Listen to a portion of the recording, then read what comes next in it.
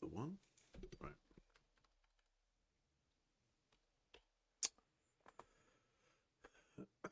Submission feed.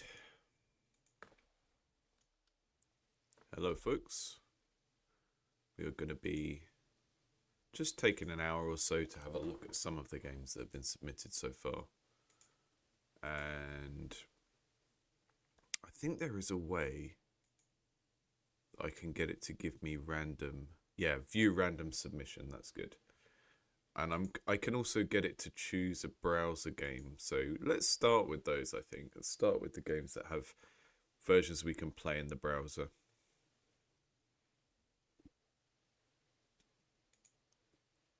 I'll let it show me Windows ones as well, just to be fair.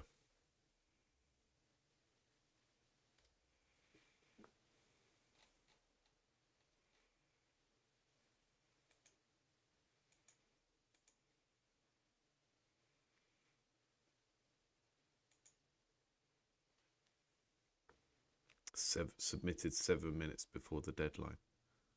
Nice.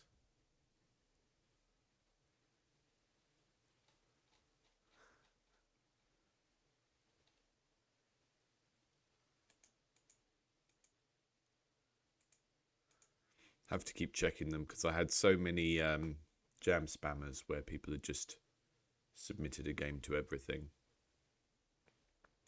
So I took a lot of games out that were not made specifically for the jam.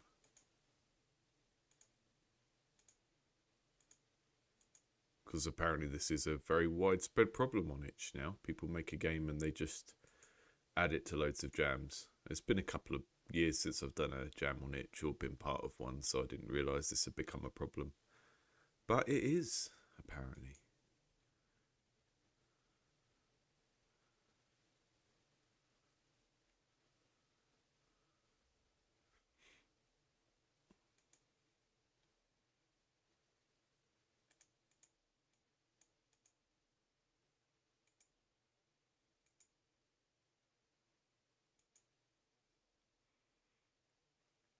Okay, so the first game it's given me sort of pseudo-randomly is called Animal Kingdom Tactics. It is a simulation strategy game where you guide bumbling, adorable animals to slaughter the heroes of a peaceful island. Created with the theme, you are not the main character, you are the villain of the story and exist as a commanding force rather than any character existing in the world. The people on the island may be main characters who you direct your horde of units to destroy. Additionally, you aren't a single character, you control many. Okay, cool. It's interesting to see how people interpret the theme. I know there was some feedback right at the start that people didn't like the word character being there because it sort of implied certain types of restrictions on the game, and you wanted to make a game without characters in. But I mean, you can make games where characters exist in the fiction but aren't actually visible there. That's what sort of document and OS simulator games are usually about, which is kind of what we ended up doing. So you can left click to lasso control units, draw path, poke units to see their stats. Right click or middle pan to pan camera. Okay, so we're looking at sort of mini RTS, and we had 3 people working on this one. That's cool.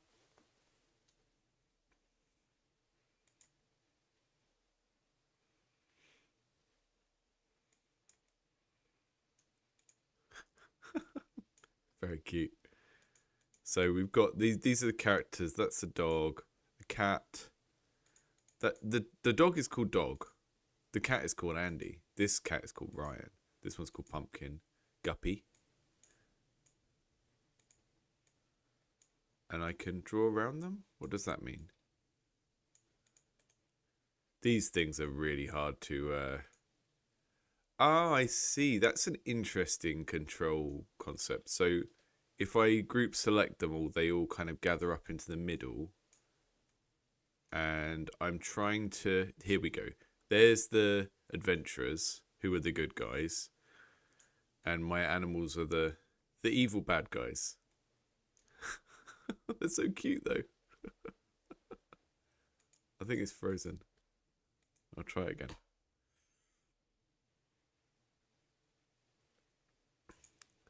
Hi, Triddle.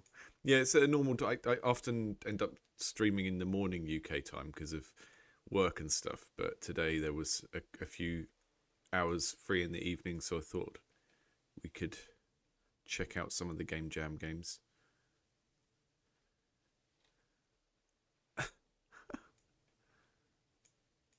Can they go and get the apples? I don't quite understand the controls here. It's an interesting control.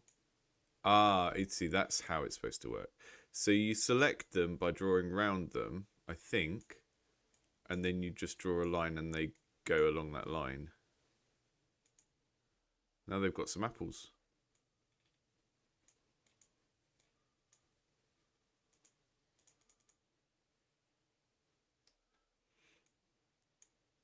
Rough, rough boss, it says down here. That's good. I don't think we've got any sound on this one, which is a shame because I really, really like the kind of mixture of evil and cute that's going on here. You've got evil minions that are just like really, really cute little animals. Oh, what happened there?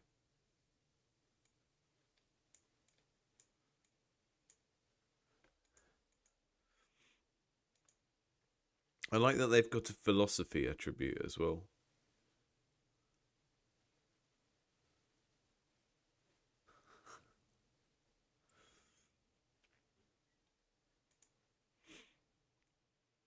Yeah, whenever I do a more serious stream, so I'll try and kind of advertise them a decent amount of time beforehand, but this one was just one on a whim on the day.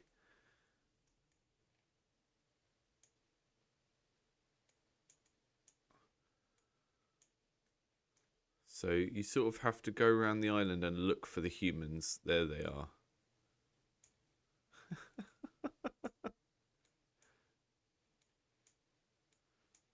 This control is very, very strange. I like the idea of it though. It's a good experiment into like different ways of controlling an RTS.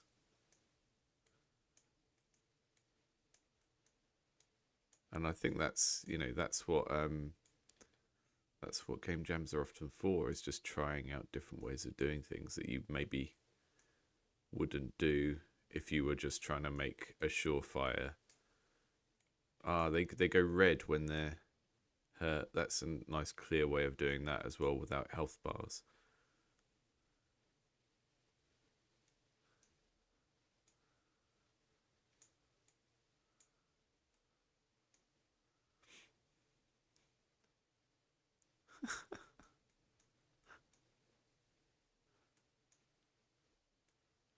Look at this guy.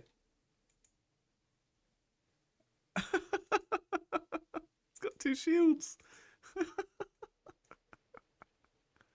Okay, so I'm guessing, can I send them to eat apples and they'll stop dying as much? Is that a thing? Very, very strange to control. I really like the idea though, and the character art. It seems like it would be a this took a lot of work. I just can't quite get the hang of the controls. Which kind of makes the game feel funnier because it makes it feel like the minions are really unruly and don't want to do as they're told.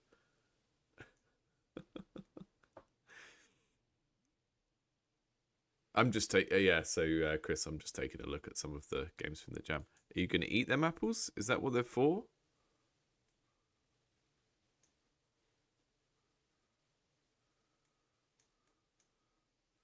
Let's go back and see what it says on the page.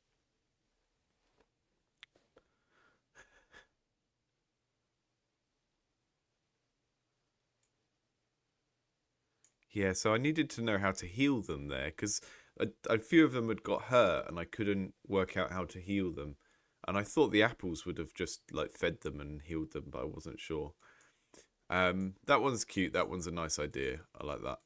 And now I need to go back to submissions and view a random submission, and it will give me another one. The Sidekick. How do you like them apples? I don't like them because I can't eat them. I wanted to be able to eat them. The Sidekick. He didn't get the lead role, but he won't take it lightly. Help the Sidekick sabotage Maine, but without failing to play his part in the movie.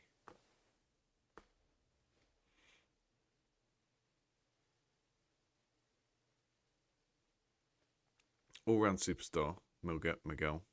Art, code. Nice. Okay, that's just because the web version of that one is.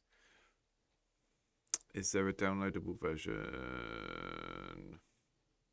So I know some people had an issue with and ended up needing to upload 2 versions. Okay, just give me another random one then. That's a shame. I liked that concept.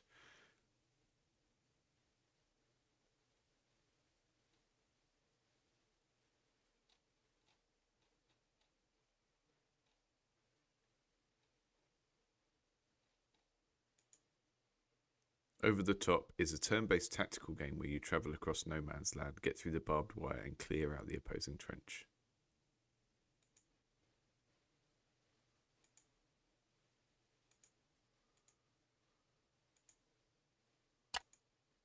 Here we go. Programming the easy stuff and art. Programming the hard stuff. That's funny.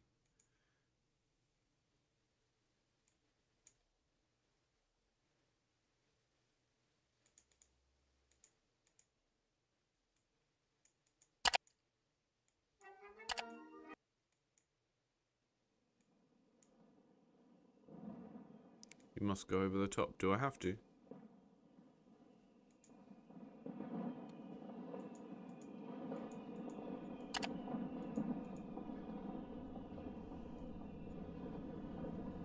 Use WAS to move the camera, right click to interact with tiles, use the mouse wheel to zoom in and out.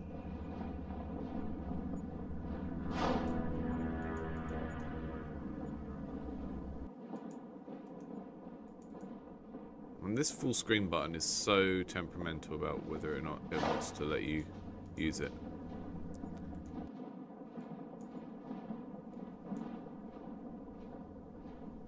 Oh, everyone's following me.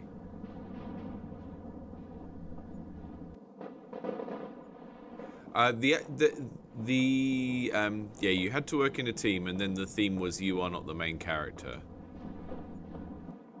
which we've already seen a couple of interesting interpretations of that. So, the crawling mechanic doesn't work. This really reminds me of those old Commandos games. Ah, I see. Okay. I click on that, and then I shoot where I click, and then I die immediately. Oh, John Doe. And then I choose who's next. The 19-year-old from Otley. Let's do this. Cut the barbed wire and get into the trenches. Oh my... The people from the last attempt are still there. That's really smart. That's a really interesting and sort of poignant use of a death loop, leaving the previous try there on the ground. That's quite evocative in a sort of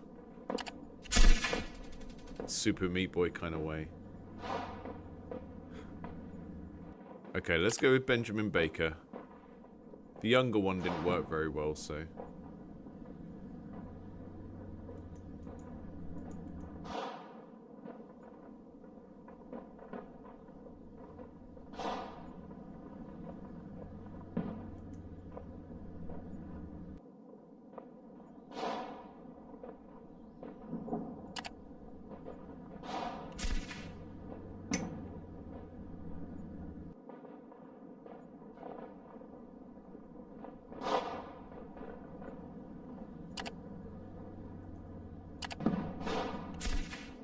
Yeah, I mean, it is janky.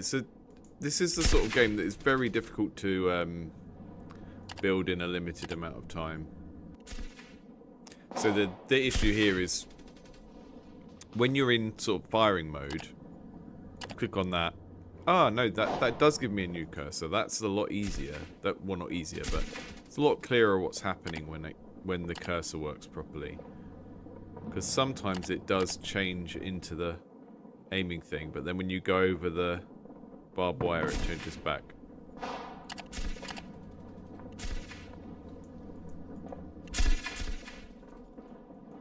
Oh no, he's gone. He's gone cray cray. He's shooting his fellow compatriots. Why are you doing that? Why are you doing that? It's because I told him to do it. That's how video games work.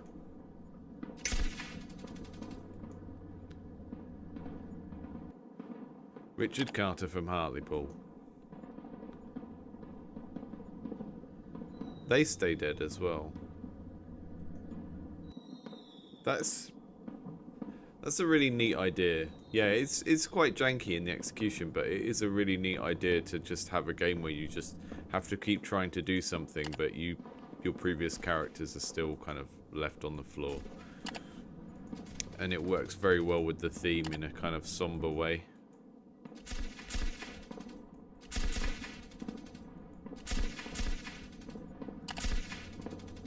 It's just making me want to play Commandos now, though.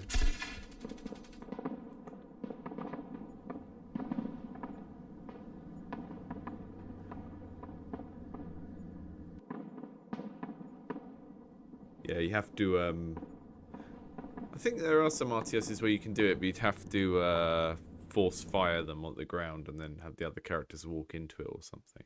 What's this one? Rum and Loot. In this game, you are the Captain Rumdrunk Squire.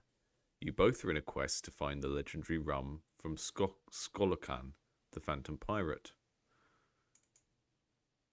WAS to move, shift to run, control, hold it to fill the alcohol level of the captain. Space to dig.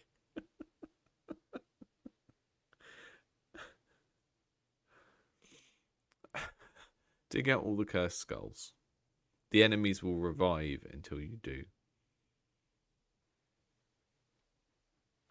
Okay.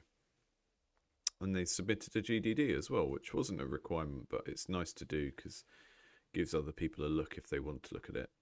I'm not going to be looking at them this time, I don't think.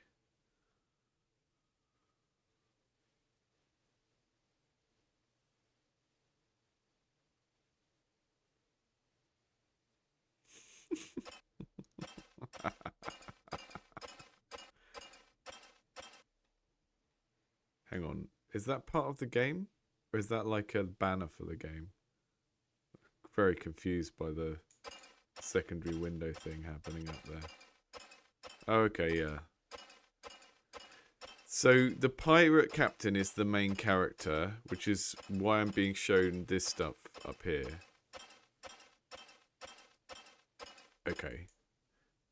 So he's doing his own game, and I'm supposed to be digging.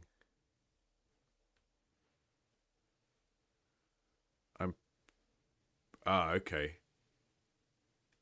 I press control to go and fill his alcohol up, and then I press space to dig.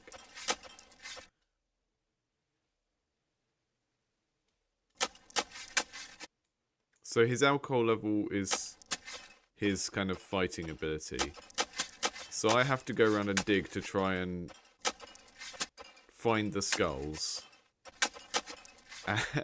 And if I don't keep the captain topped up, then he's going to die.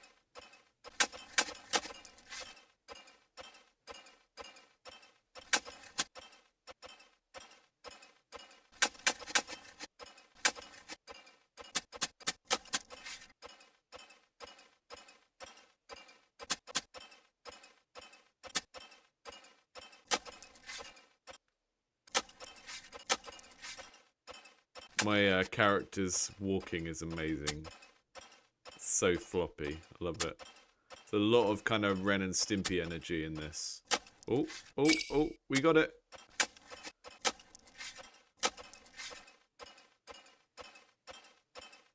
I don't have any sort of UI indicator to let me know that I've done 1 out of...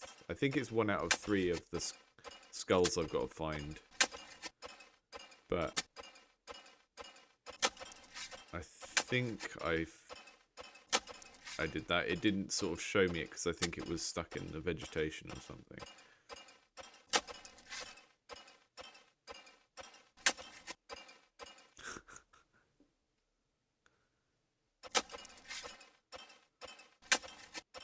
Is this shovelware?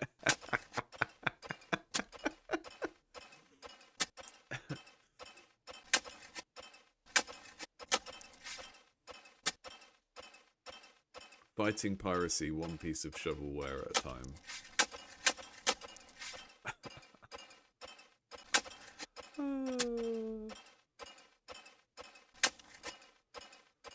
Ilya said couldn't find the treasures. Yeah, I think you don't really have a way to find them, do you? It sort of needs like a triangulation puzzle where it shows you something that's near to it, so that you can kind of work out where the treasures are going to be.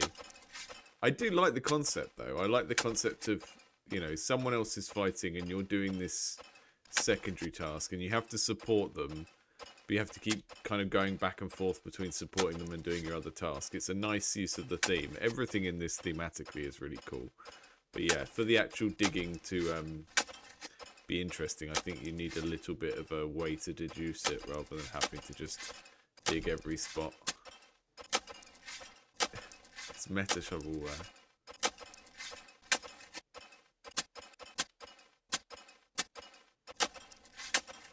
We also don't know how big the kind of hit range of that little... so when I'm digging, it does that little puff of sand. But we don't really know... Like, I could be passing by the treasures all the time, because I don't know how big of a space I'm covering when I do that digging, you know? It could be really forgiving, and it could be like, I don't know, an eighth of the screen getting hit by the dig every time I dig, but I don't really have a way of knowing because there's not like a hole left behind or anything to make it clear. Neat idea. Really, really funny animations.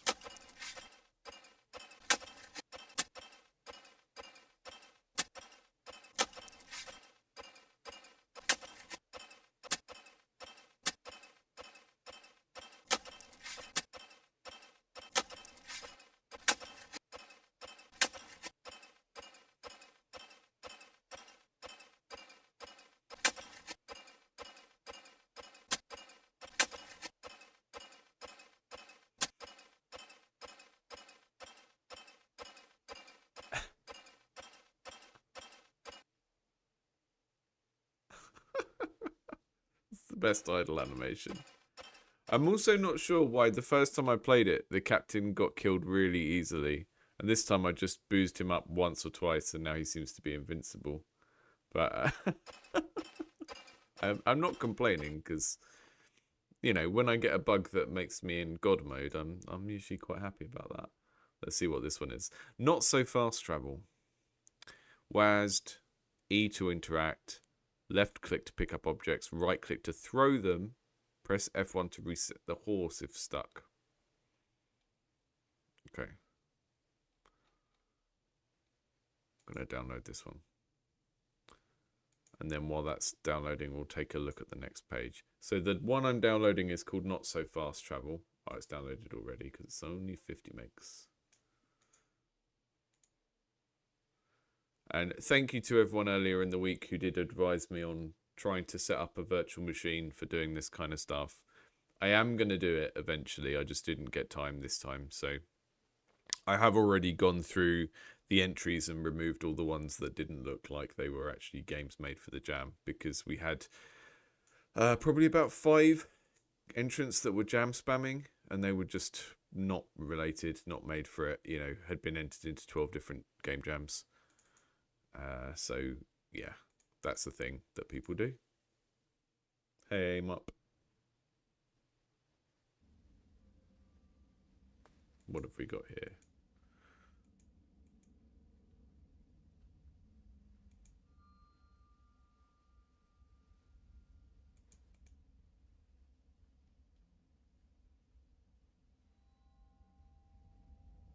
I've got some spooky rumbling sound. Ooh.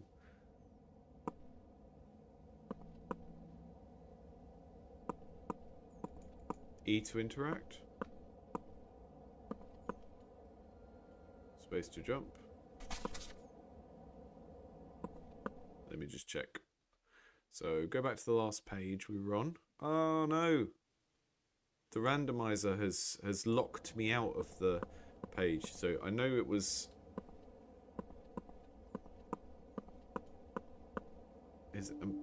there we go.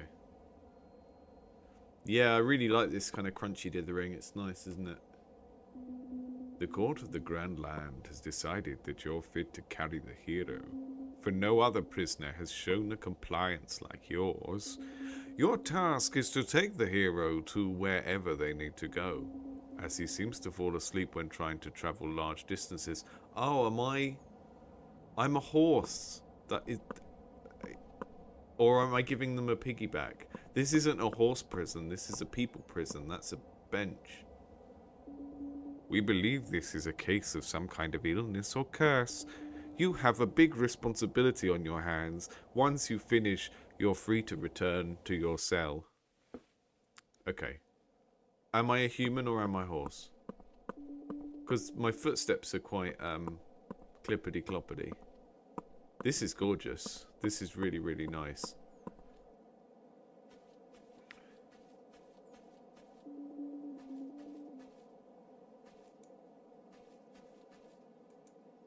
I missed that tutorial. What that one said. Okay, so I can jump, I can click to pick, and I can right click to throw. I can jump. This sort of looks like a Net Eurosy game or something. Hello. This is my horse and my cart. I should look for the... Oh. Should look for the hero, maybe? Whoa.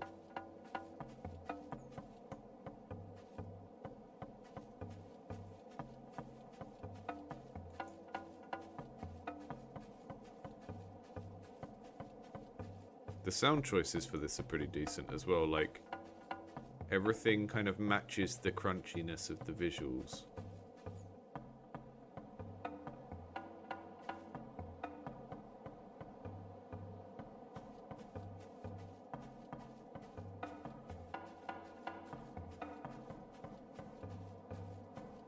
If you're not sure why they would put a horse in a prison cell, then you don't know horses. They're evil. And they're quite smart as well, so they usually know what they did. Uh-oh. There's the hero.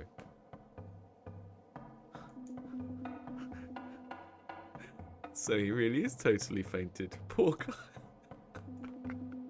Wait, how should I know where he needs to go? Guess I'll follow the path for now. Do I pick him up? Yes. Amazing. Fantastic.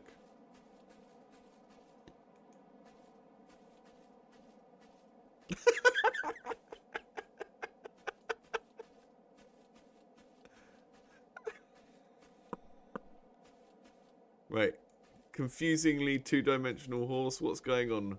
What's going on here?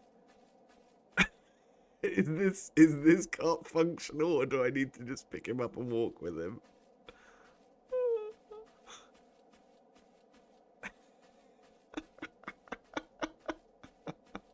Look, we're going by foot, okay?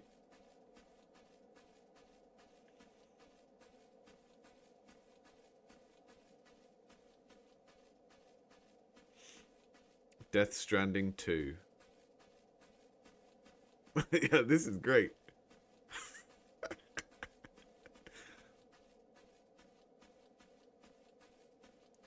Did you ever know that you're my hero? Yeet.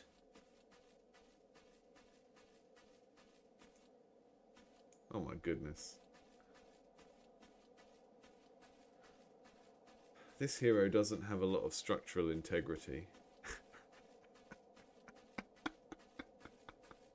I really there's so many funny things about this game. It's got a very kind of Katamari energy, isn't it? What's the Katamari designer called? Sort of same sort of sense of humor as that. Sort of surreal, absurd. And I like the approach to just saying, okay, the player character is not the main character. The player character is not the hero. But the hero also is just like completely useless. We've just told you, right? Then they are the hero narratively, but they can't do anything in the game.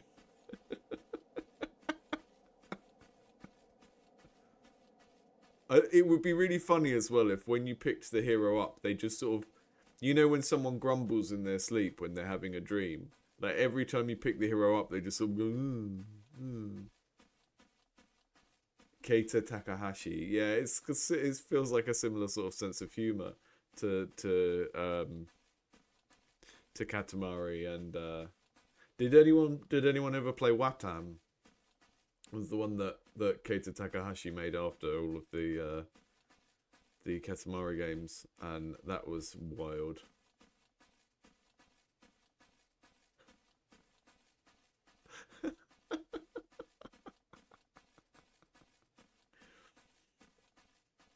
Yeah, I don't get that drunk anymore, Paul. But luckily, when I the thing is, the more you drink, the heavier you get.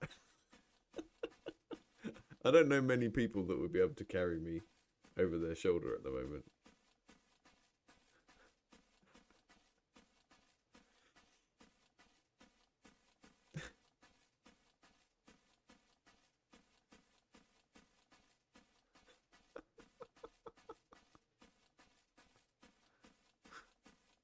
I don't know where I'm supposed to take the hero. I kind of want to... Oh, there is nothing here.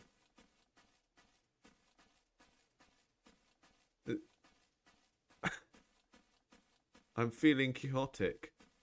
Let's go and tilt at some windmills. Take that, giants. We're doing literary references today. I know it's a weekend, but we can do some Don Quixote. Take that, giants. Ugh.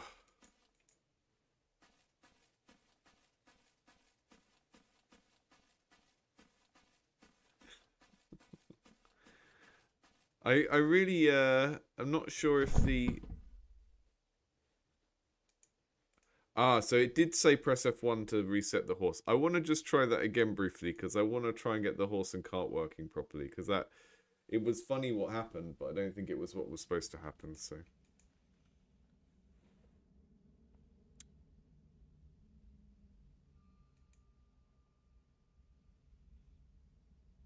I haven't looked at how many entries we've got in total.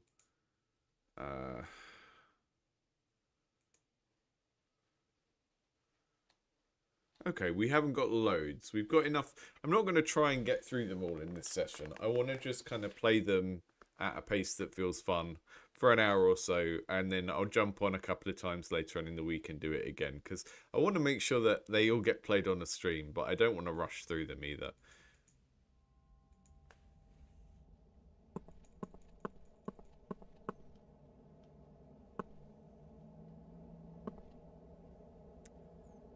This reminds me of doing crimes in Ultimate Underworld 2 and getting put in a cell and having to just sit there and for like half an hour.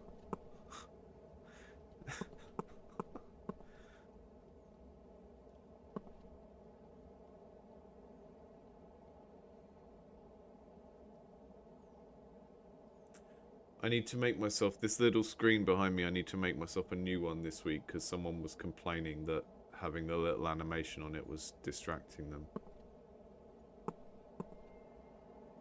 Which, fair enough, but also... I wouldn't care normally, but then as soon as someone tells me something like that, I want to fix it. Right, okay, I think I needed to press that. That is a letter down there. It's not very clear, that letter. Left click to pick up objects.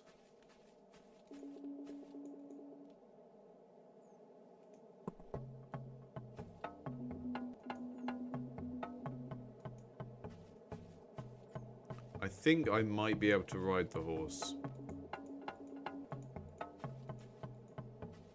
Right.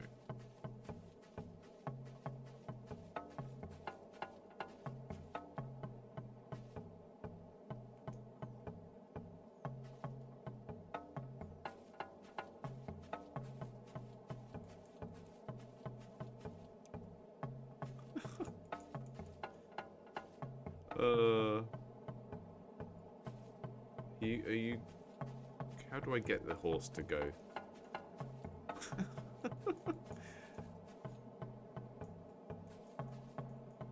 The moving shadows keep making me think the thing is moving when it's not.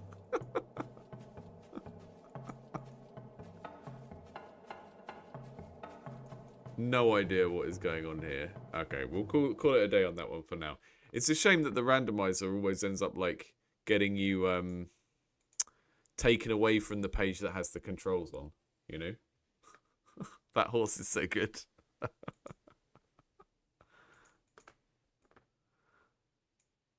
Let's find another one. Oh, we've got a Karen simulator.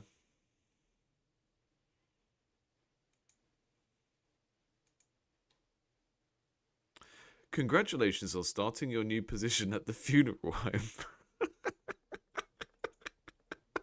We've got a Karen simulator in a funeral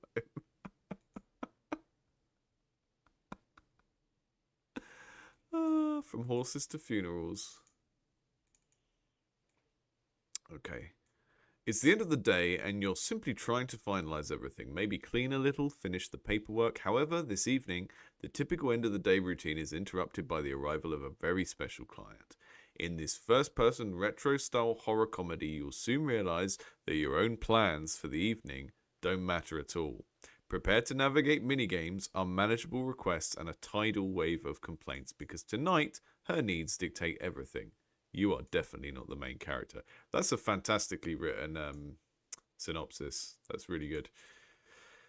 Here's Karen.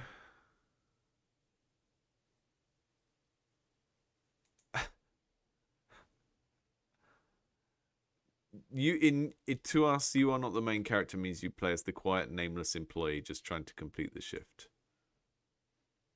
Okay, let's see how this works. Very funny premise.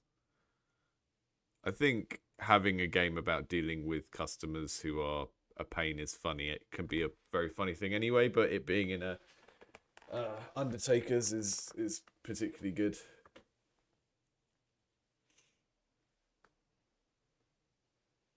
Compiling shaders. Compiling shaders. Compiling shaders. Compiling shaders. Compiling shaders. Compiling shaders. Compiling shaders.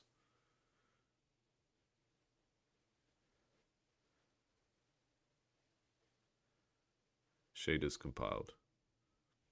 Let me speak to a manager.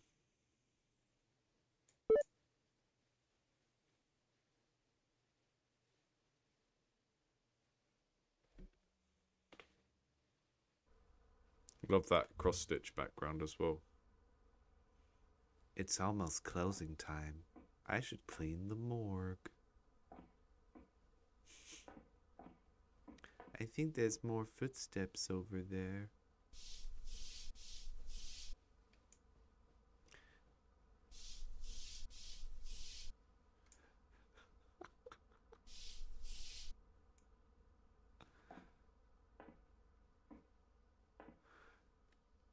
You know, I said at the beginning of the stream how there were some people that sort of weren't happy with the theme because of it having the word character in it and it sort of implying certain types of games. It's given us a couple of really goofy games already, and I think that's good.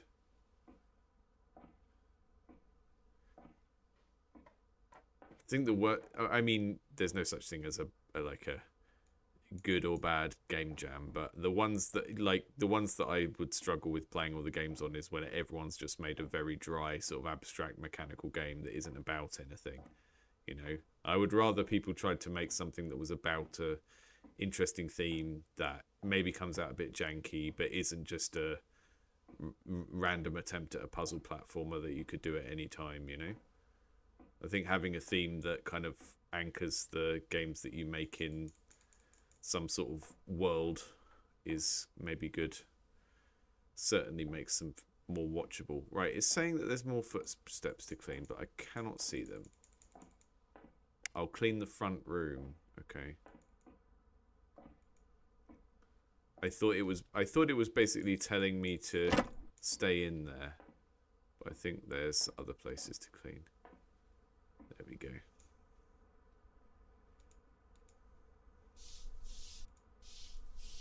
This kind of cleaning mini game is very simple, but works pretty well.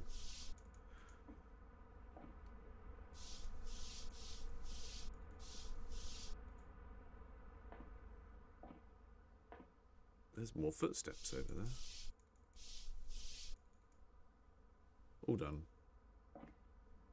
It is Half-Life kind of vibes, isn't it? It's like they're the motels out of Control, but if they were in Half-Life.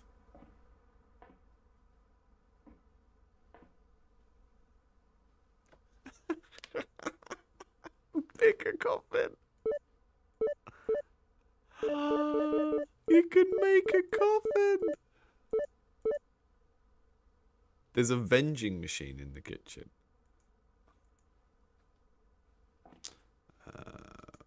Amazing.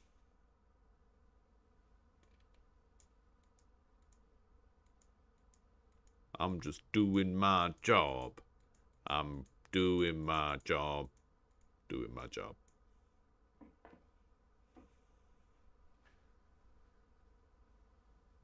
Funeral United Conglomerates.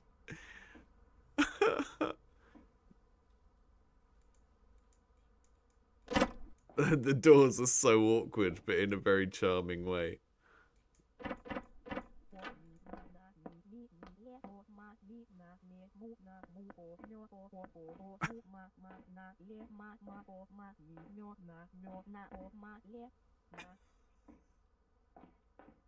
The talking sound, so good.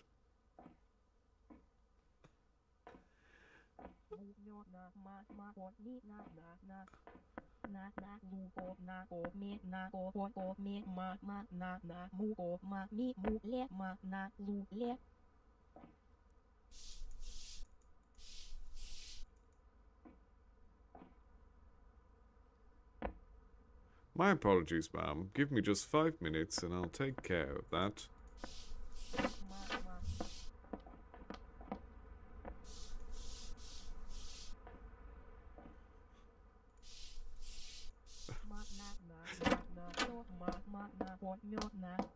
Our funeral home promptly handles all incoming requests. If you prefer, we can process your order right now. I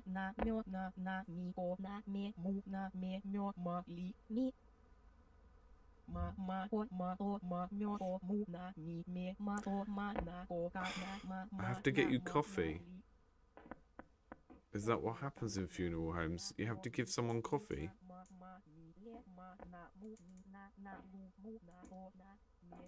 I mean, I just picked up the whole cafetiere.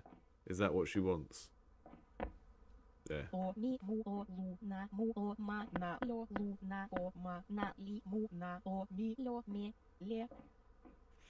You know what she is? She's one of the robots from Stray.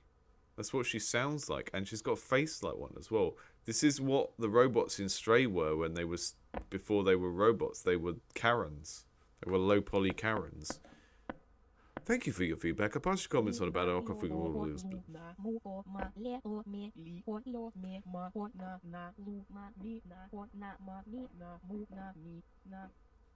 The foot stamping in the idol is fantastic. Look at that.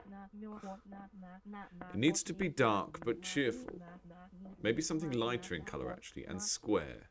That's trendy now, but with a rounded headboard. So some of the options... cheerful. Some of the options aren't even things you can do.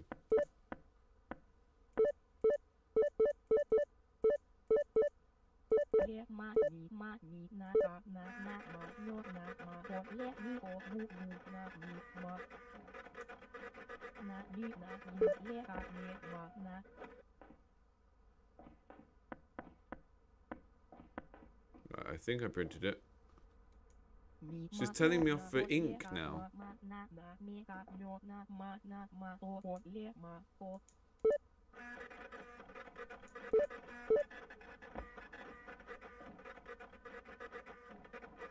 Ah, there's the printer. Okay.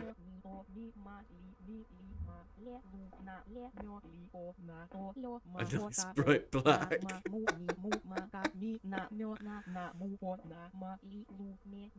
There isn't an option to do a lighter, a rounded headboard. Ah, okay.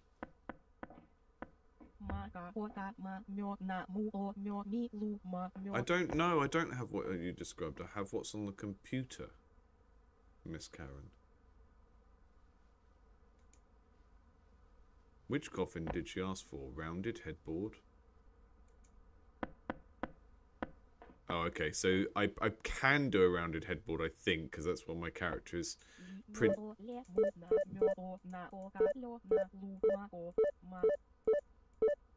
But there isn't a rounded headboard option.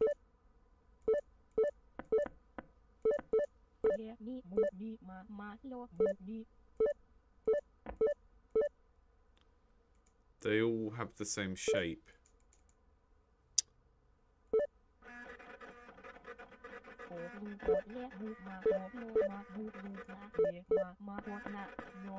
Make it trendy.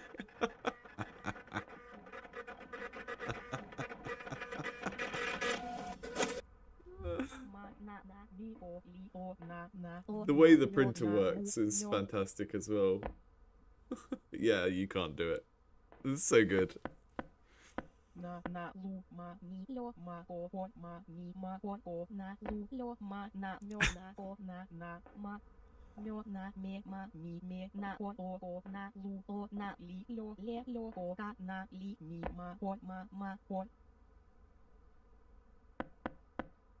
Thank you for informing us.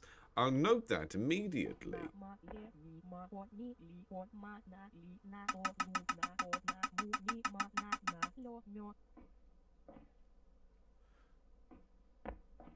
We offer various embalming techniques. Does it preserve the brain and memories perfectly?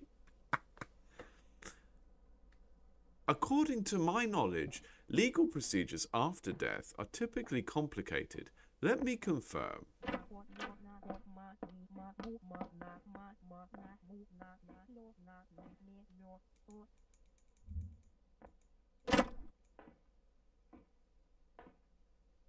I can't take any more Karen from now, but this is, yeah, like someone just said, this is,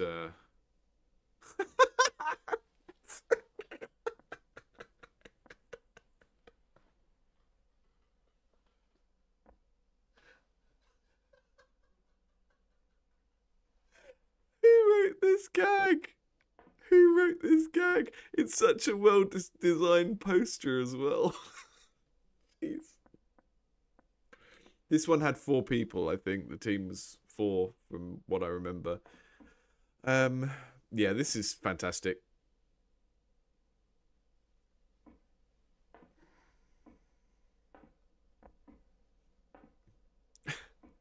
It's a really lovely little location as well.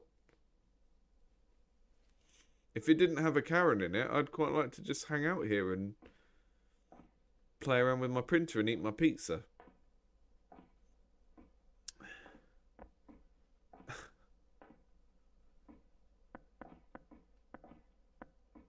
The voiceover is very good. I'm just going to have a little bit more of a look around at some of these posters. Even Uncle Dragan looks good now. Outlast the bureaucracy. Just like sleeping without the waking up part.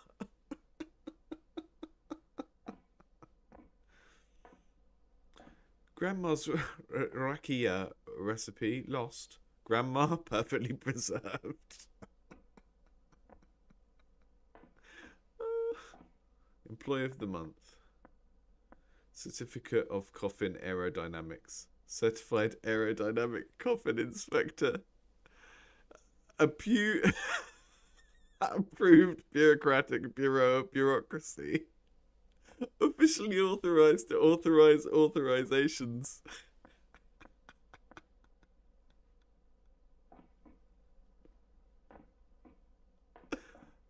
Wonderful.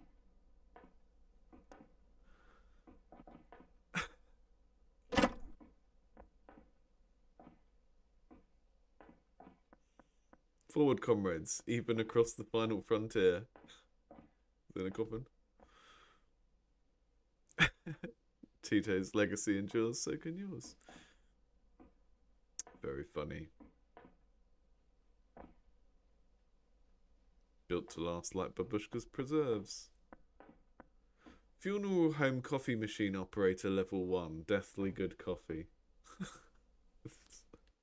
Very good. That's lovely.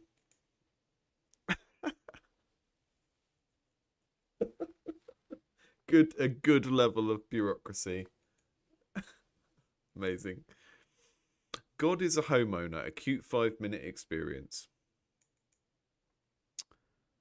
You're a new homeowner, having moved miles away from home to start a new life. You'll find yourself broke, very alone. The old walls moan stories long forgotten, but you're swimming in your head with endless thoughts. No career, no purpose. One day, you receive a strange package with no return address. Opening it up, you find a little house with a little man inside. Give him a drink, feed him, help him find true love, and maybe even save his life. You soon realize that what seems to be of little importance to you can be a very big deal to him.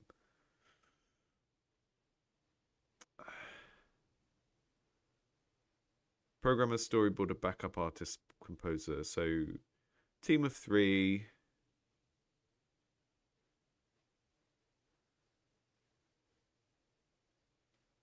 Nice little narrative around how the game was made there. Let's download this. This looks very interesting. I think we're going to get a little kind of Tamagotchi type deal. But it's sort of, the art style is kind of looking like Dixit cards or Deceit cards. Which is interesting.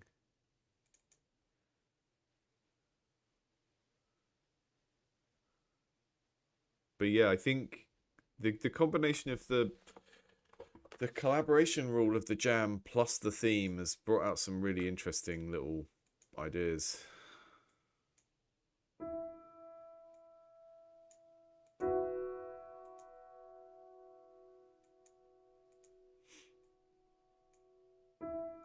It doesn't want a full screen, so I'll just put it down here.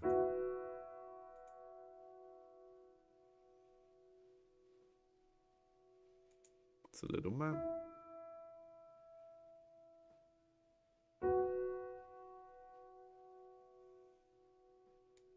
Do you want to go in the water?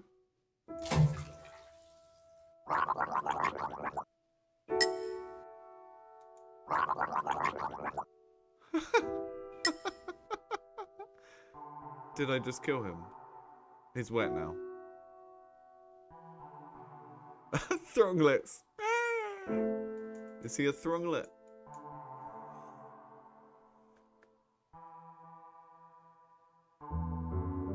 You want to go in there?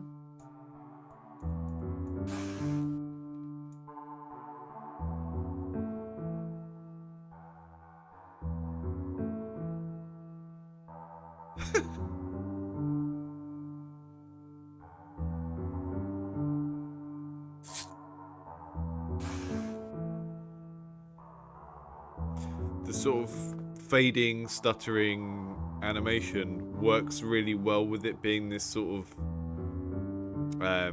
it's like what are they called?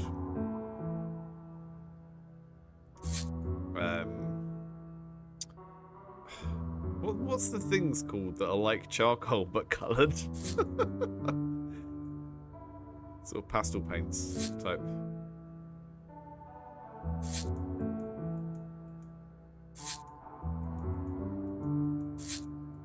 Am I trying to get one on his head or something? Or am I just planting as many as I can? Just planting some seeds.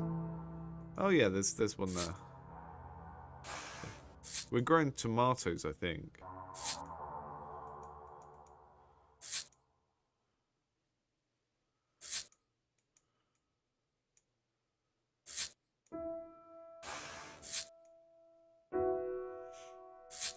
Yeah, this is a really nice way to animate something that is drawn in that style. Because I think if you had like full body animation with this style, it wouldn't look like it was a kind of pastel crayon thing anymore. But the fading, it's like, oh, that's easier to do, and it also makes it look a bit more dreamy and stuff.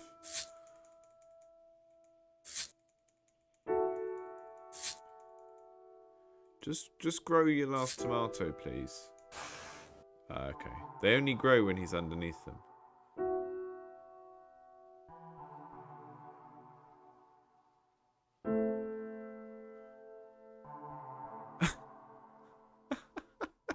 They grew into a wife.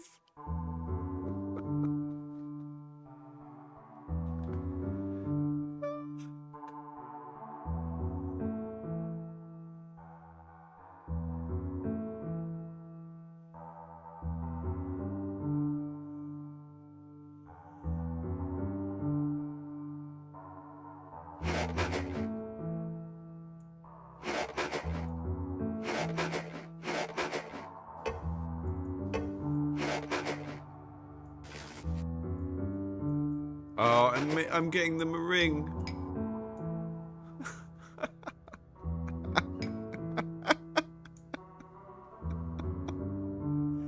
Oh, that's so sweet.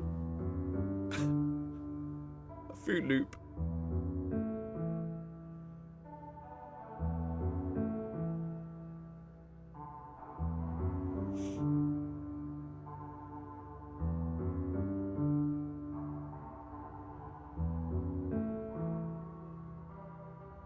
Oh, that was very sweet. It was only like, what, like 3 or 4 little interactions, but that was very, very sweet. And I think the way that they transitioned made the story feel a lot longer than it was. Like all of the kind of slow fades and the dreamy in and out and stuff. Very sweet. And a nice experimentation with like the art style and how you make interactions and stuff when you've got that art style. It took a week to get together, another week to establish a workflow, the last 2 weeks to actually develop the game. One person dropped out, another got overwhelmed with life and work. I had little idea what I was doing. The soul of the game is still there. Yeah, it felt complete, even if they didn't get to make everything they thought they were going to make, right? And I think that's interest. If you're making like a linear narrative, it's and you've got like 9 scenes you want to do. If you do the 3 most important ones and they still make sense without the other ones, then you can add the other ones in if you've got time, right? Yeah, it's great. 2 in the recently viewed you haven't played. Yeah, I've just been clicking on next project, so it does a random one each time, because I'm just trying not to be biased and just let it give me a random one.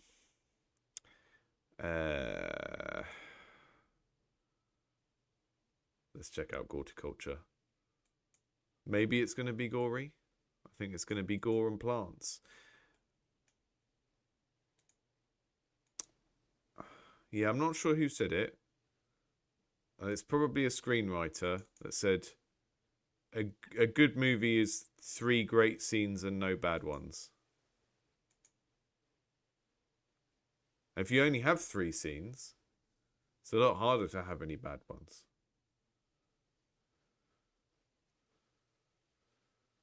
Yeah, scooping the man back out of the glass with the spoon was a fun little interaction. It reminded me of, I don't know if you ever had these little water games. It was like a non-digital Game & Watch where you had like a little hoop and a ball, and you pressed a button and it would pump air up through a thing and move the stuff around inside. And some of them were ones where you had to get like hoops onto things. That little interaction in the glass felt like playing with one of them. See you later, Paul. Thanks for dropping in. What have we got here? What have we got here? We've got Dexter's Garden. I really like the hands doing this. That's quite amusing.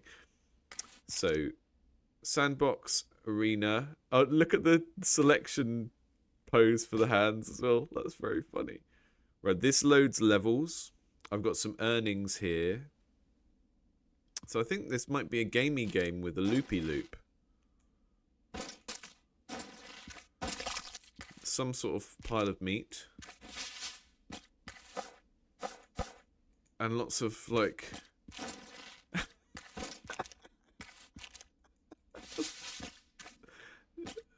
I have no idea what's going on here, but we'll go in and...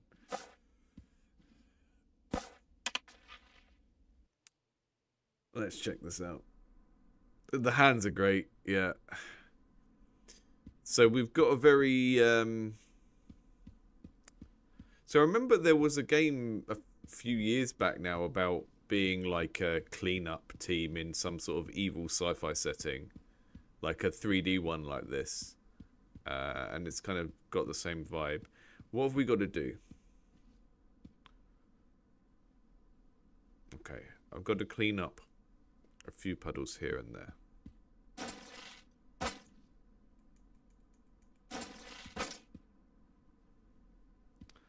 How do I clean them up though? Ah, with my squeegee. That's a good squeegee.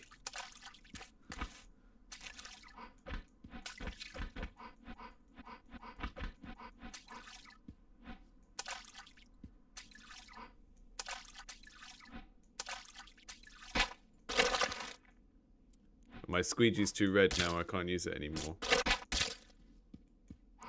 Big fan of the squeegee.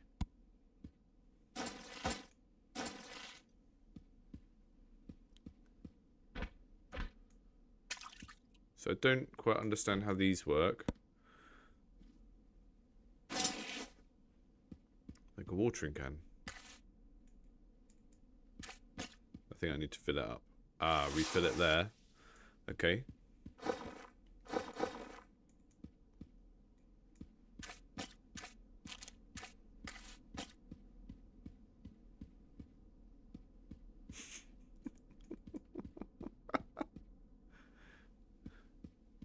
So it's giving me like a weird flashback of a particular I'm being old again, but it's just there's a particular GoldenEye level that this reminds me of for some reason. Right, okay, so these things go in the compost, I think.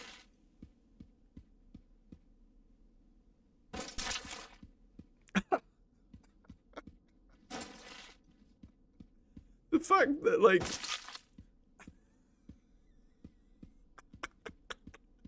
the sound effects are so good.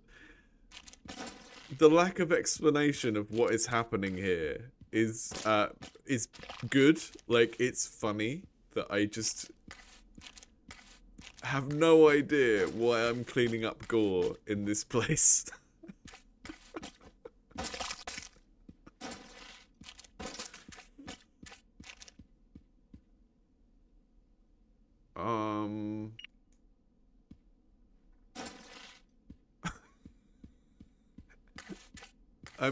Am I supposed to grow things in it? Is that what I'm supposed to do?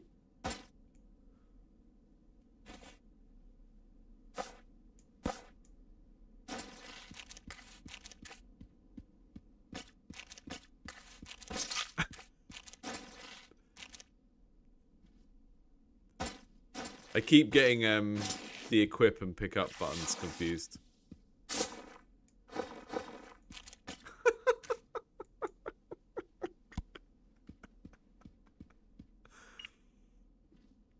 I think this might be a very rare instance of a game that is improved by not understanding why you're doing the thing.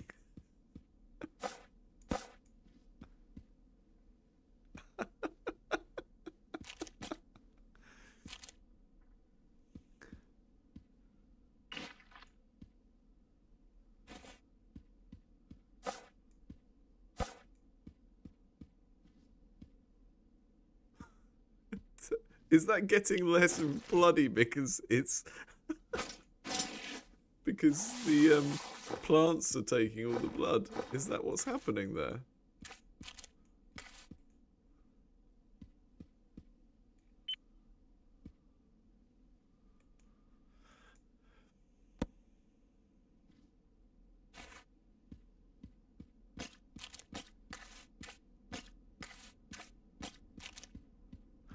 It does look like a Counter-Strike map, doesn't it? Just add blood.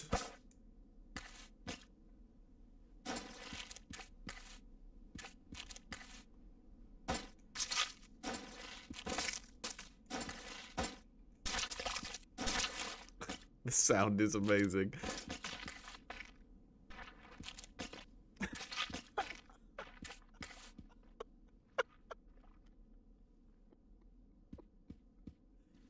The low poly roll is very, very good as well. Oh dear.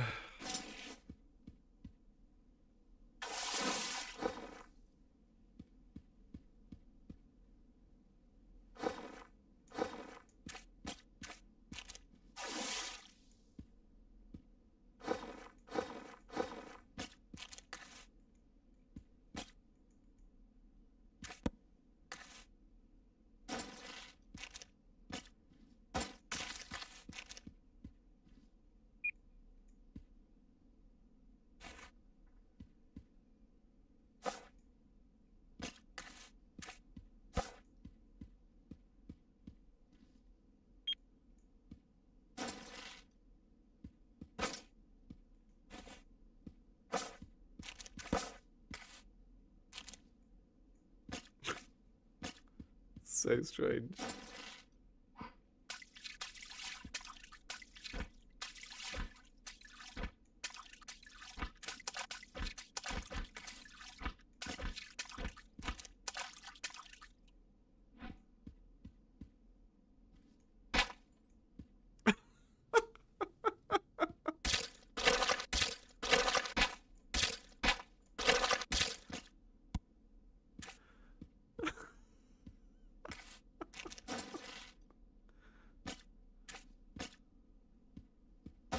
That bit of plant has come off. Oh dear. Let's roll it down here again.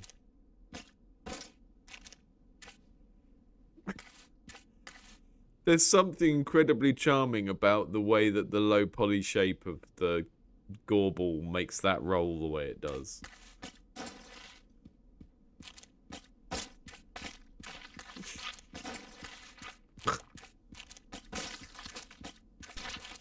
Look at the way this lovely decal has gone down here and up on the wall as well.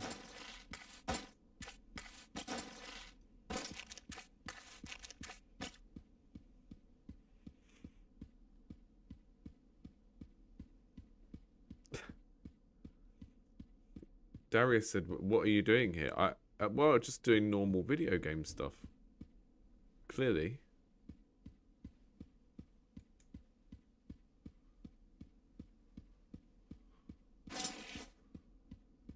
Ah. They've started to grow a bit. Oh. Overwatered that one, I think.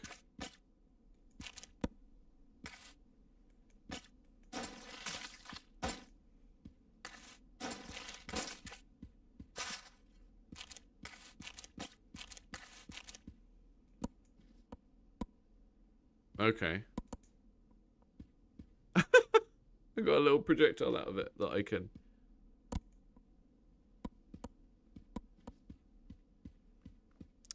So I'm starting to see how this could be a basis for like a bigger thing, right? Where you have to grow these things and then you use them as weapons.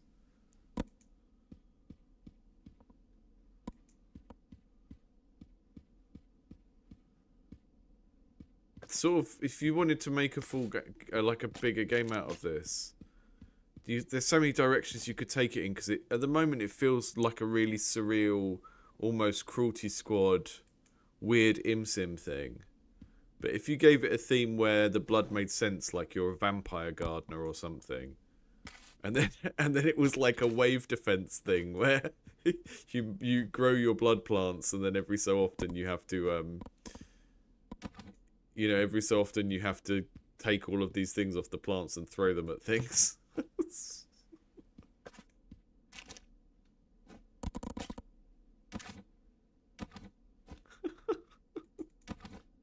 Really fun set of interactions, though.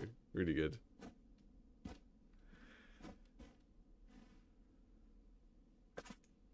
What's that?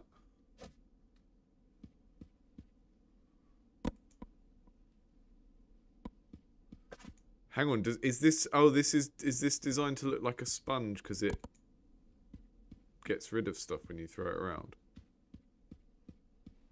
Did that bounce all the way around here? So bouncy.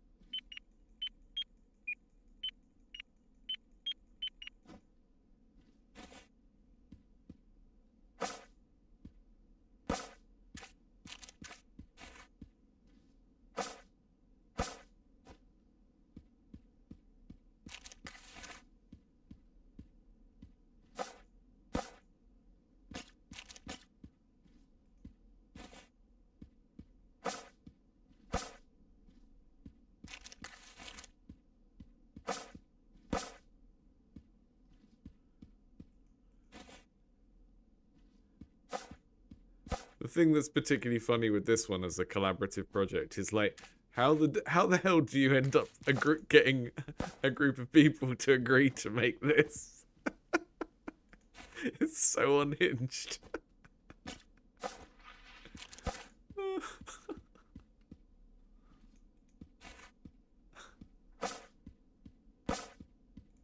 Yeah, I don't quite understand the growth and watering mechanics, but everything in this is really fun to interact with. So I think if you were gonna, if you're gonna do more with this, then it's just a matter of tutorializing some of it. But it's all of the sets of interactions are really fun. Ah, look at this beautiful beauty.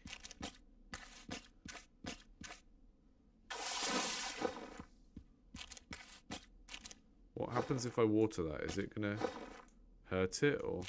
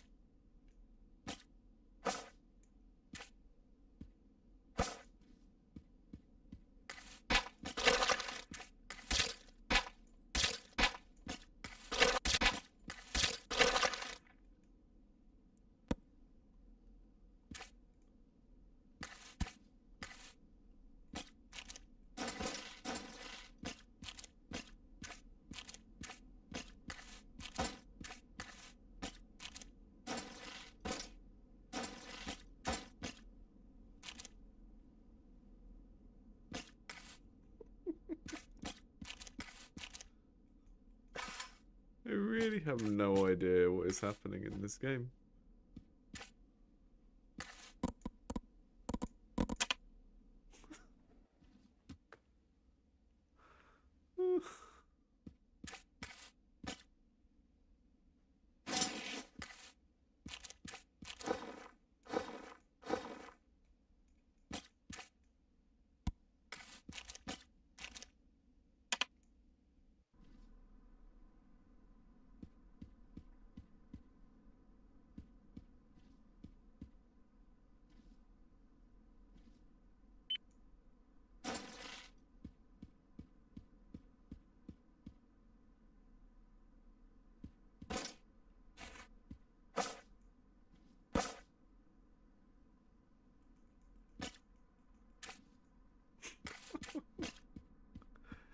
So strange.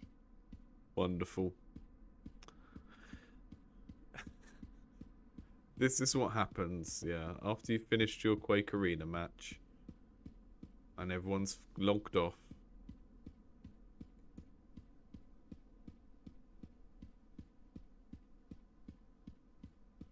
I think every first-person game should have hands like this.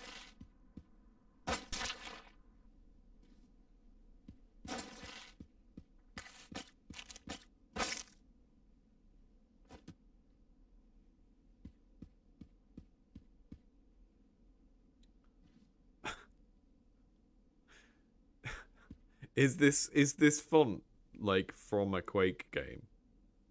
Or from Unreal or something? I feel like it is.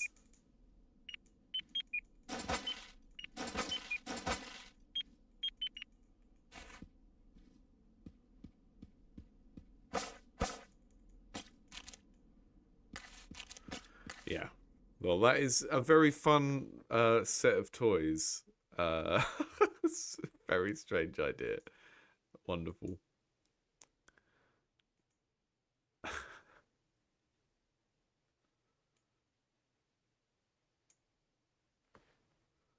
Yeah, there's a little kind of helper guide here, but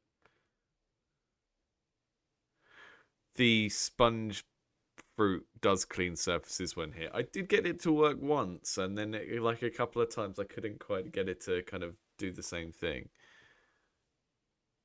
The compass rose blooms towards the nearest blood splatter. It fades from white to red as it gets closer.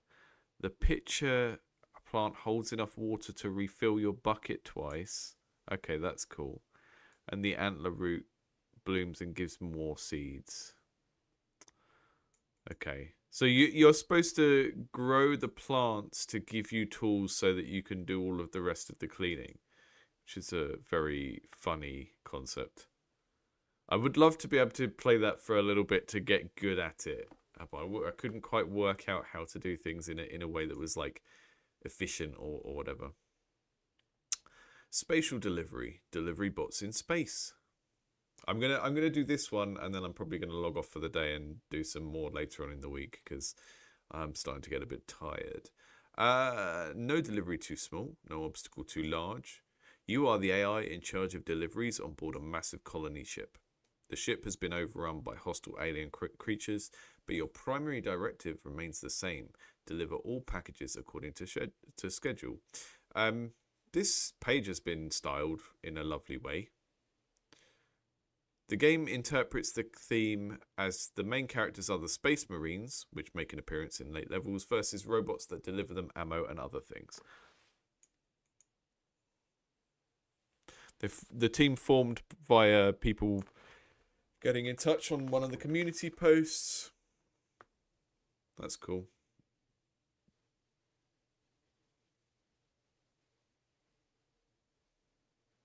Team of 4 again. So composer, artist, developer, game and level design.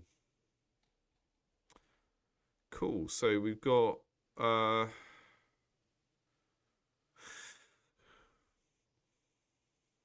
it's got a controller implementation. Give that a go.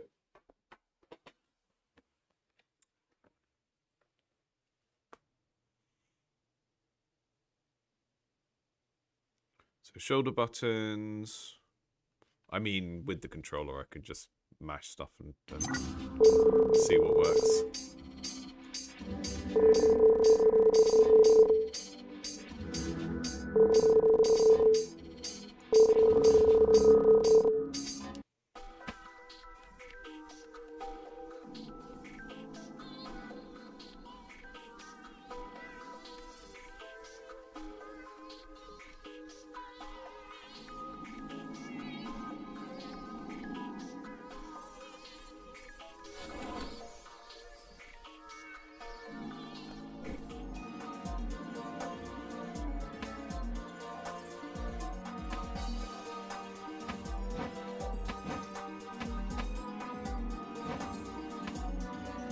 Uh-oh.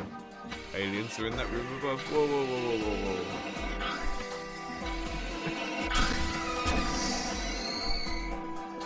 whoa. That sound is terrifying. That alien's far too scary. Right, so basically there's an AI view. I get it now. So that bottom selection thing where you can see the different controllers. One lets you control the robot, the other lets you control the AI. And that means you can kind of move around and turn things on and off.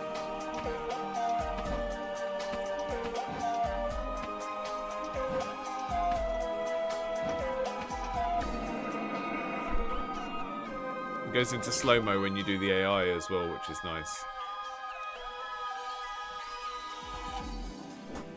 Some of the ideas from Gunpoint, but sort of made a bit simpler and cuter. It's good. I don't know if anyone ever played. I never actually got around to playing Gunpoint. It always looked like the sort of game I would really like, and I just never played it. But it feels like a similar sort of thing.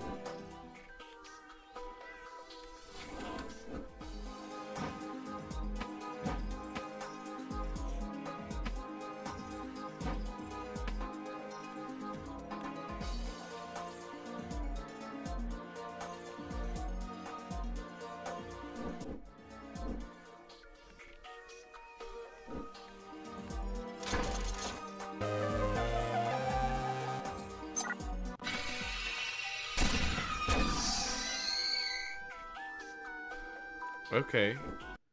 We've got 2 robots on this level. We've got a little one.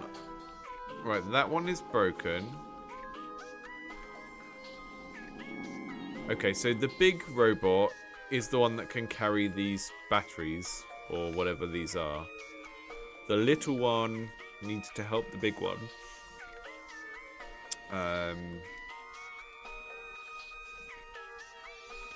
Maybe by giving it that, I'm not sure. Let's see how this works.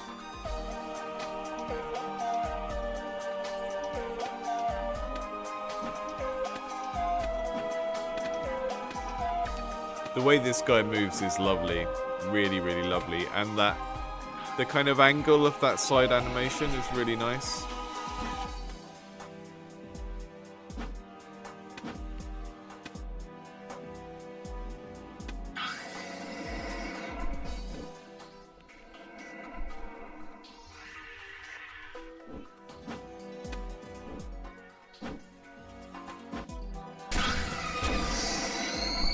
Poor little robot.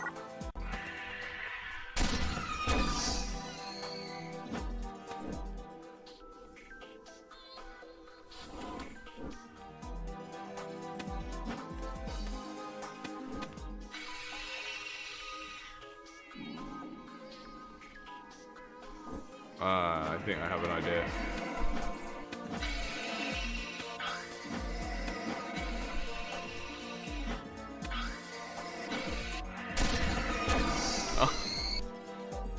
Aliens are so scary. The sound design is way too scary for how cute the game is. Oh, I think maybe they're too big to get me if I'm in here. I don't know.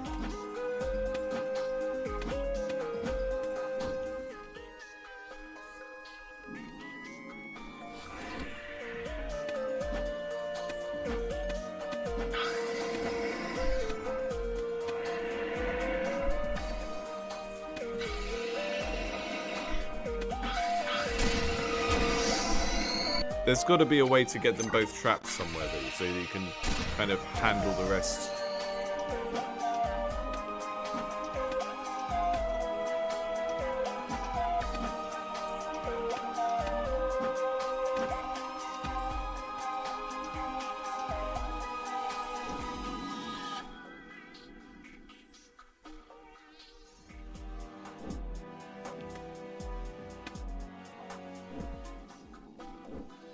Why can I not close that door?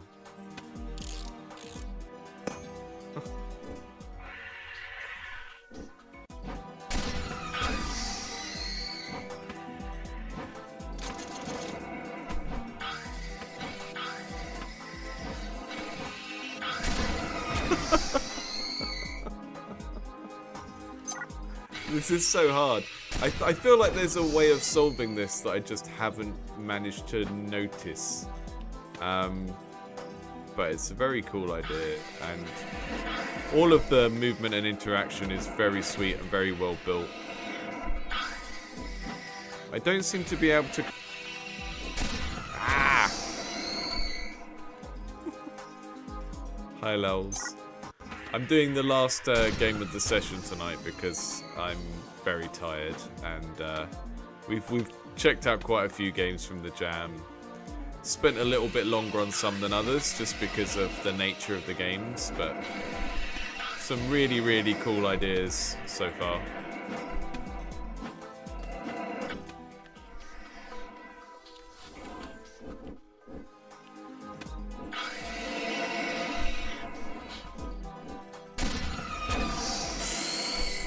When you switch to the AI and back, the way the camera moves is a little bit off-putting because it doesn't totally stop time, but then sometimes the camera goes quite far away from you.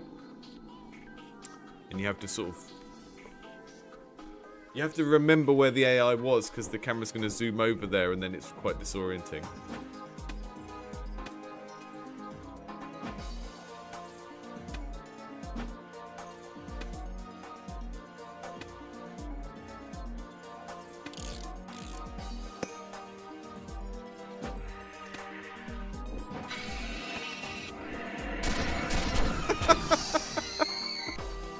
Worth a try.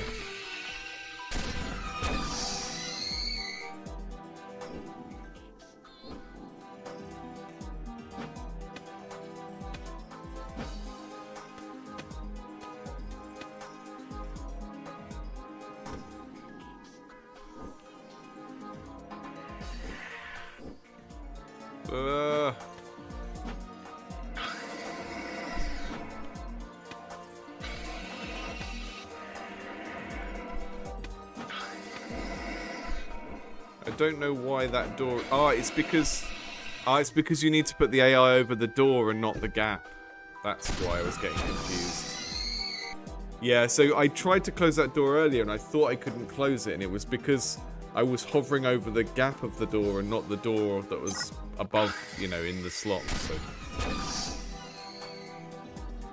okay, now I know how to do it. If we can get them to chase us into there, then we can lock them in there.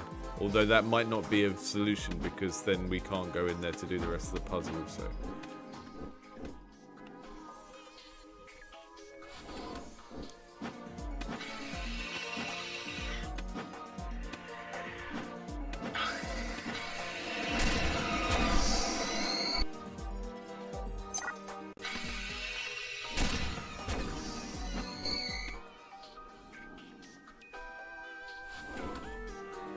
But this is already like very, very strong puzzle platformer. You know, one of those categories that is often attempted, often failed. Stay in there. I'm gonna have to go in there in a bit to do the other parcel, but that's a very cute animation when he fixes him.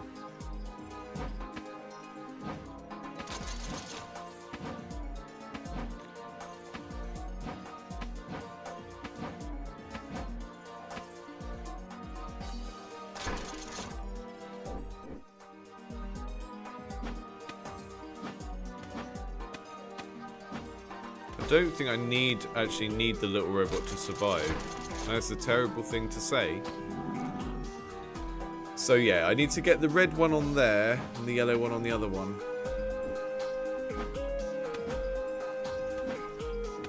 So maybe I can lure them out with my little robot.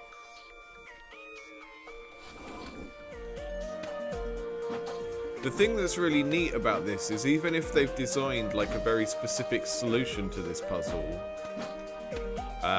it's not like a very strict puzzle where you have to do it in a specific way because of all the ramifications of how you move the different characters around and stuff. It's cool.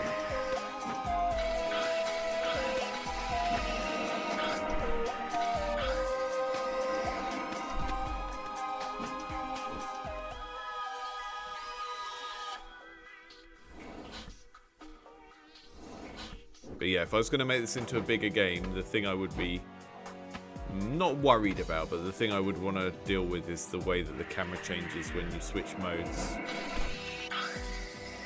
It's a little bit disorienting.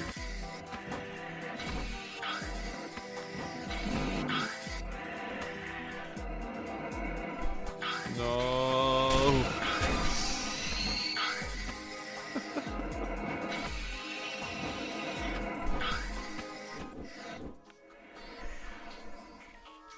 No.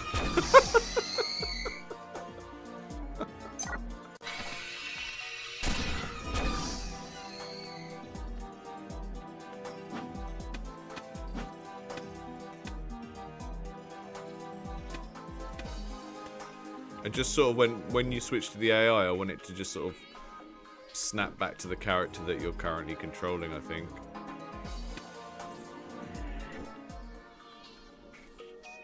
Ow!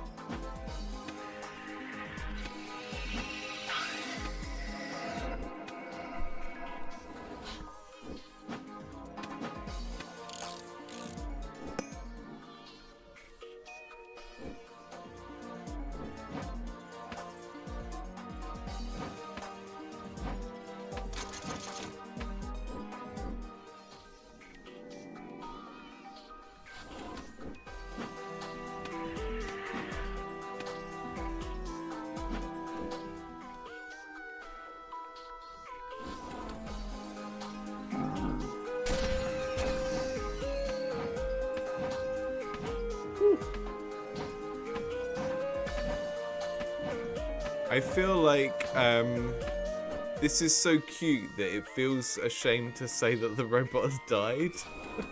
I feel like it should be like little robot deactivated or something. It's so morbid.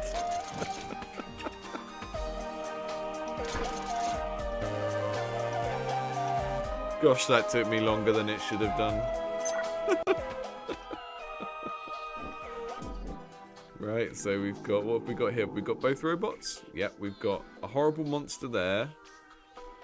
The yellow package, the red package. Oh, they've got to be totally swapped. Oh, this looks like it's going to be really tedious. It feels like there's a lot of this stuff that's like bits around the level that are just there to confuse you. Like maybe you can chase them and they'll get them. They'll chase you around and get confused, but.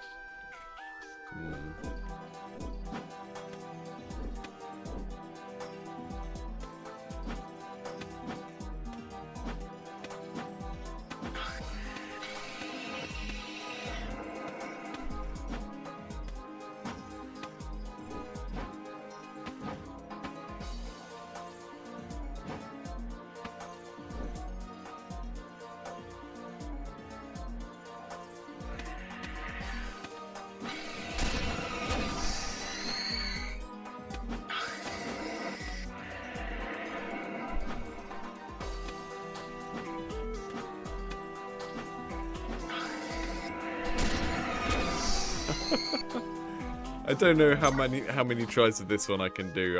It's very, very tiring. It's quite hard to remember the layouts of the levels, I think. But I do really like this. It's just very, very hard. I think it ramps up difficulty very, very quickly, which is which makes sense when you've got like a jam game, because you want to just show people the full game concept in the amount of time you've got. So, but yeah, if this was like a larger game, we'd need a few simpler levels before we got to this. Yeah, I mean, there wasn't really a way to keep them locked in the same place in the last level. The levels seem very well designed to sort of stop you from doing that.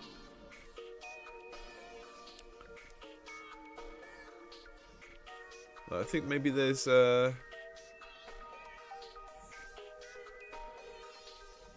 Maybe there's some places where you can get them to chase you into a particular space and then lock them in there, but it's... there don't seem to be many places like that.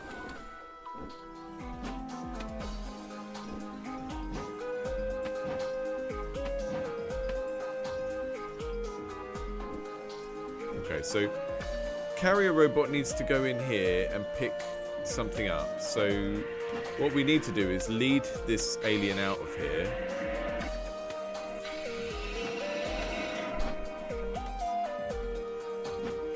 Maybe he'll forget and just stay down there. Maybe that's what we want.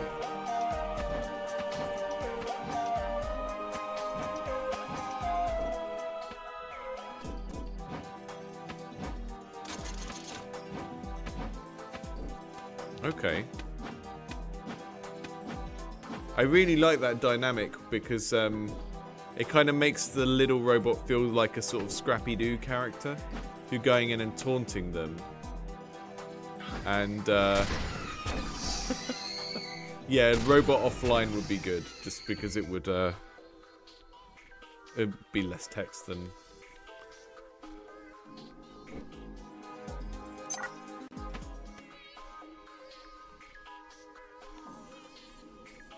you can zoom out with the AI like that. That's interesting. That gives me more of a reason for the AI to not be in the same place as my other characters.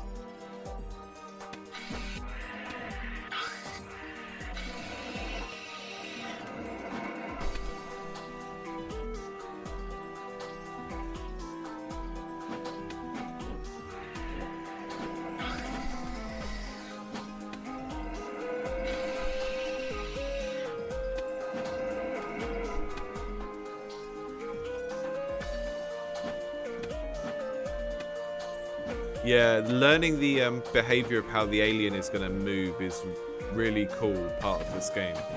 Because it's not random, it has a sort of AI that you can get a feel for sort of what its aggro range is and stuff like that, which makes it really fun to learn.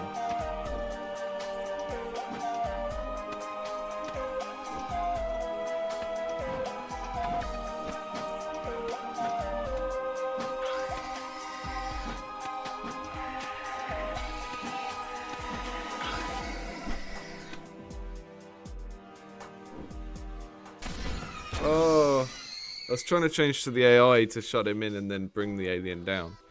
Right, I think I know how to do this. But I can't do it this time.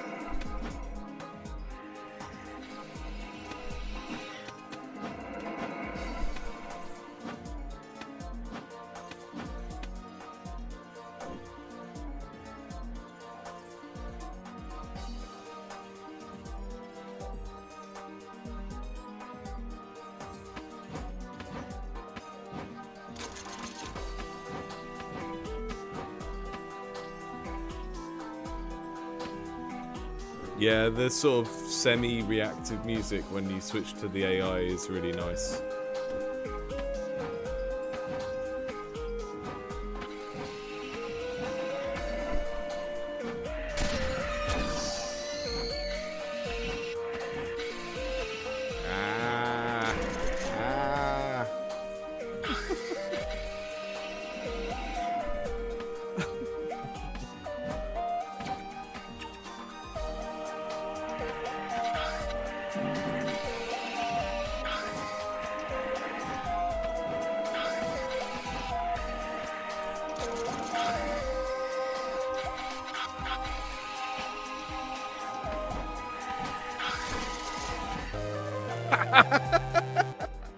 Cheesed it!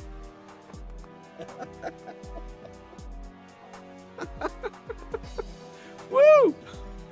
I think this one is onto something really interesting because I often find puzzle games quite frustrating if there is like a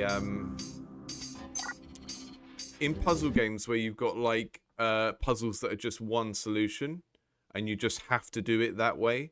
And there's something really interesting about this where it's mostly a puzzle game of like, oh, I'm going to go down there and do that, and then I'm going to do that and do that. But because the aliens are slightly unpredictable, or the way they respond to your movement, it kind of makes you have to make snap decisions. You can't approach it like a pure puzzle game. So it's got a really interesting mix of like a reactive action platformer and a puzzle game, which, I don't know. I haven't played a puzzle platformer for a while, but that doesn't seem to be the mix of things that you usually get. So I think this is really interesting.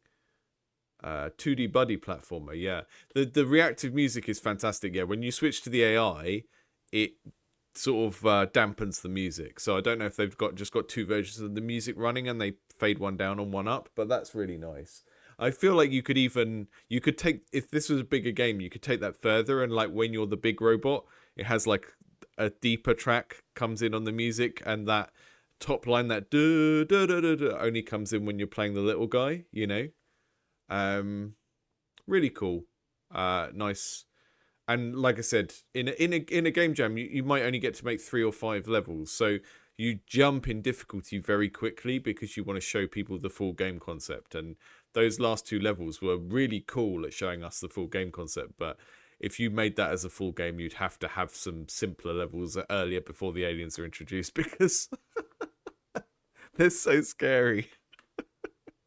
and like, you don't really get to learn the basics of doing the door puzzles before the alien is introduced on the second level, and then you die. But I really, really like that one. That one was a good, interesting mix of sort of reactive, scary running away from things, and puzzles, and they kind of work together pretty well.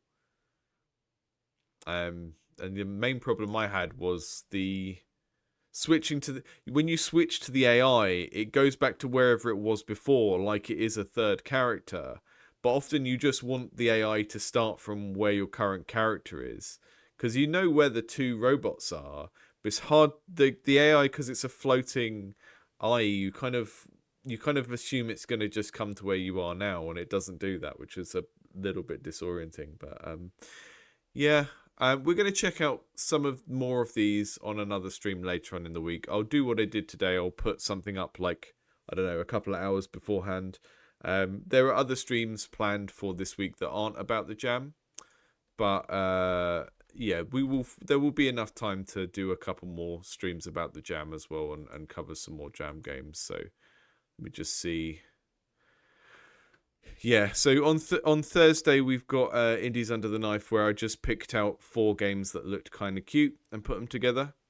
And on Tuesday we've got this world building and environmental storytelling workshop. So it's kind of a follow-on from the characters and dialogue storytelling in games workshop that we did before, but this one is about world building and kind of environmental storytelling and some theory around that. So I'll do what I did last time we did one of these. I'll do a live workshop. It will be about 2 hours long on Tuesday. And then I'll probably end up editing that down into a shorter version, because this one down here was like 2 hours when we did it. It was nice doing it as a live workshop because we could have questions and back and forth and people giving good examples of stuff. And then I just kind of chop it down afterwards so that there's a shorter version for people to use when they want to. And then, yeah, if you're on the Patreon, anything like this that is a bit more like a class, I've started uploading to the Patreon so that you can get it without ads.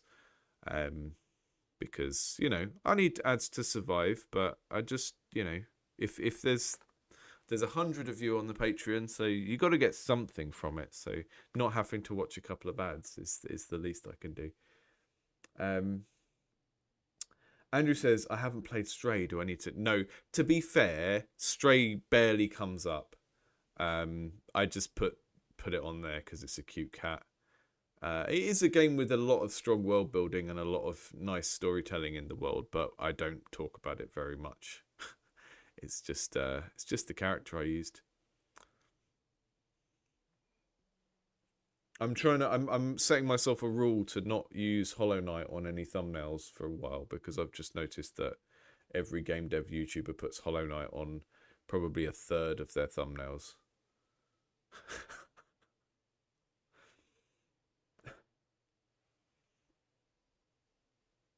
Right. Thank you all for dropping in, folks. I am going to log off now because I am starting to get, tired to the point where I can't really control video games. So that's not good.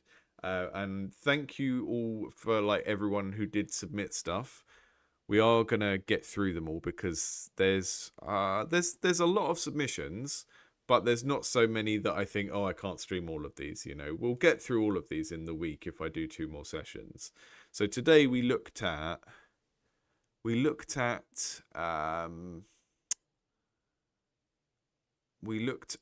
and Loot, Over the Top. The Rum and the Loot was the pirate one. Over the Top was the Trenches World War one. We had Animal Kingdom Tactics was the first thing I played, which was very, very amusing, quite difficult to control. God is a Homeowner was that lovely little sort of painterly art game with the little tiny man that was like a little virtual pet. Not So Fast Travel, fantastic title. I didn't even clock that title when we played that one where I was carrying the hero around. Not So Fast Travel. Let Me Speak to a Manager, Spatial Delivery, Goreticulture. Some really, really bananas titles and concepts have come out of this jam. Really, really like it.